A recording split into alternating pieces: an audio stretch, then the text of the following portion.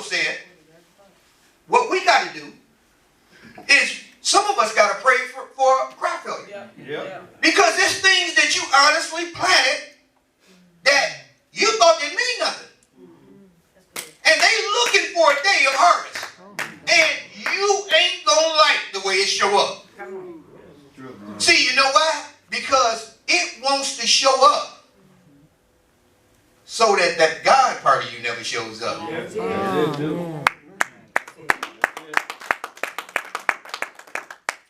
It's the subconscious mind controls 95% of our lives. 95%. So that place that we have knowledge at, that tells me if the place where I have knowledge at is only 5%, I need to be on target. I need to be on target. I need to get to sowing some real good seed. I need to make sure I got some principles, some core values. I got to make sure I got some convictions. I got to make sure I don't go outside. I don't deviate. That I don't compromise. This is why this stuff is so important. He hasn't been laying the groundwork for all of this stuff all of these years just for us to miss it. You only miss it because you wanted to miss it. There was something in you that would not allow you to connect to it. That's good. Because you could not connect to it. I told my wife, I'm going to say this again, because I missed the part that I want to say. If you want to stay married, make sure your husband is on target. Pray for him. Make sure he's on target. And make sure you on target. That's right. Because that's the key. The thing that it is neither one of us need to deviate from our core values. The things that we're being taught and trained in this house, we both need to stay on course. So I told her, I said, as a husband, yes, I would be concerned about you not wanting to go deeper. Why? Because just like you can't trust the old Gary, I can't trust the old Linda. You get what I'm saying? I mean, that's for real. And look, and you know why? Because see, we don't talk like that. But we don't talk like that, but that's the truth. You don't want to know the old me. Don't even ask about him. You get what I'm saying? Don't even ask about him. You don't want to know him. Hey, plus you couldn't handle him. Because nobody could handle him. I couldn't even handle him. So, but this is why it's so important to make sure that we get our core values, to make sure that we understand that we get some convictions and we get some core values, some things that we can hold on to, that we don't deviate from and we don't compromise. This is it. This is it. This is what I live by. You get what I'm saying? See, that's how you can tell, and that's how you know that you are a man and a woman of God. You don't just say it. Your core values, you live by what you're saying. No, whatever you're saying, you live by it. And it's an honor to be able to see God keep you in those areas where just as he said, whatever you commit to him, he can keep it against that day. If I can commit those core values to God, if I can commit my life into God, if I can commit myself in submission, if I can commit myself to obedience, if I can commit myself in my mind to do just as he said, to walk with him, to begin to meditate on his word, give myself wholly into it. If I can commit to those things, my property will be known unto all. Not just private, but publicly. People will know that he's the same person at home that he is at the job. He's the same person at the job as he is in the church. He ain't got a church face and a house face. He ain't got a church face and a public face. Truly.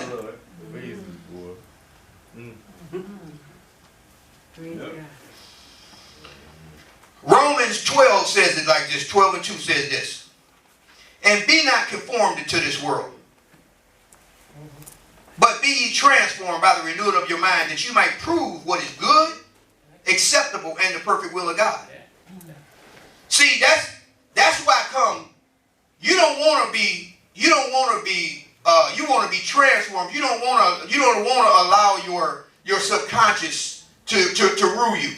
You can, because it makes you conform to the world's way. Just everything everywhere. You know what I'm saying? You don't have no order, you don't have no structure, you don't have no nothing. You just a loose cannon. Does everything, whatever comes to your thoughts is what you do. You don't worry about it, you don't worry about what nobody thinks, you don't care what nobody say. You know what I'm saying? I'm just like, wait a minute, hold up. And you said you a deacon? You need to get back over here on this altar and let God do the finish the work.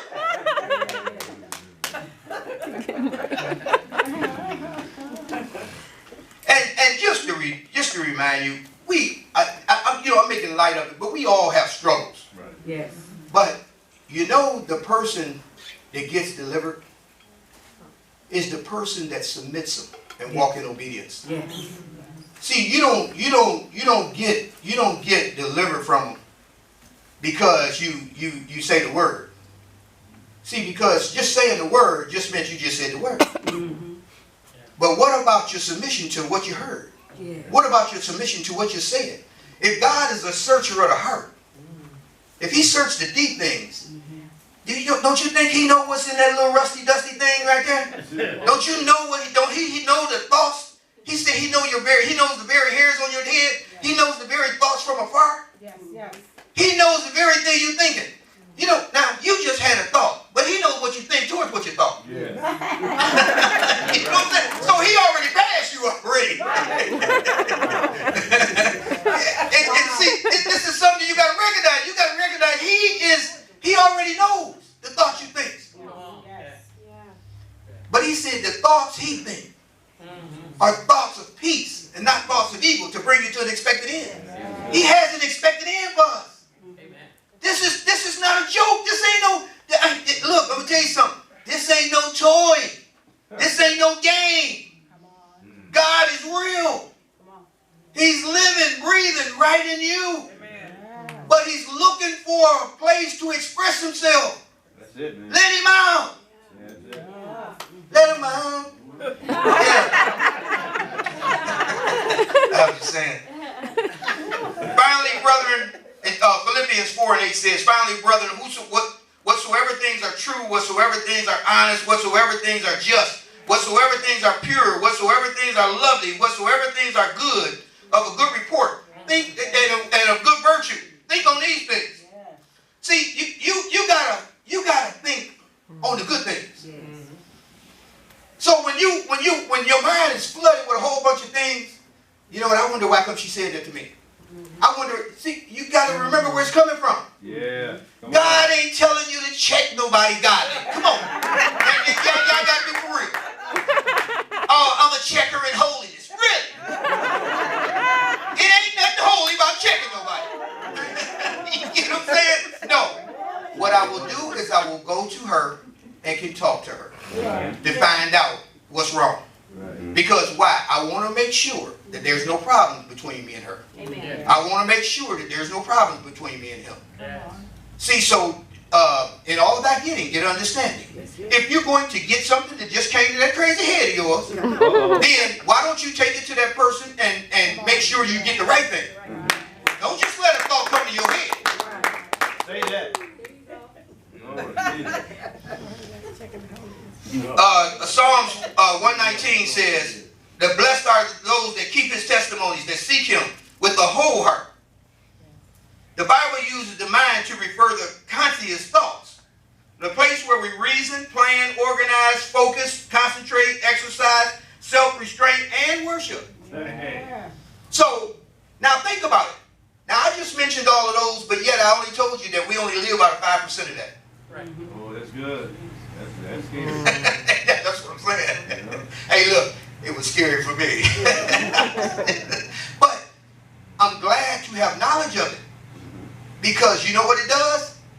It makes me focus not on the bullseye, not on the what do they call it, the thing? Not the bullseye, what do they call the whole thing? Target. Target? Target. The whole thing called the target? Yeah. Okay, to not focus on the target itself, but focus on the bullseye. Right. Come on now. See, so what I got to do is I got to focus on the bullseye, because you know how when we used to just focus at the target. What we used to do is we just threw and we just tried to we call ourselves trying to hit the bullseye, but we wasn't really focused in. And then we got to the point where it's just like, but because of practice. That's it. Practice. That's it. Get it? Yeah. Because of practice. What happened? Remember what we used to have to do like this to do? Yep. You can do it like that. I'm getting fancy now. Hey, look, and what was hard to do at first, That's good. That's good. just like the stuff in my subconscious mind that was hard at first, I mean that was easy. Now all of a sudden it's just like driving a car. You don't get in the car every day and think to yourself how you gonna drive. Right. Yep. I wonder if I can turn the wheel today. No, you already know you can turn the wheel. Yes. See, so what happened is you programmed yourself Say that. That's it. to know that how I can do this. See, and that's how. That's why coming when Apostle be talking about values and core values, and he be talking about having structure and order, and he be talking about having a mentality. You know, what he really doing is he's setting you up for success. Yep.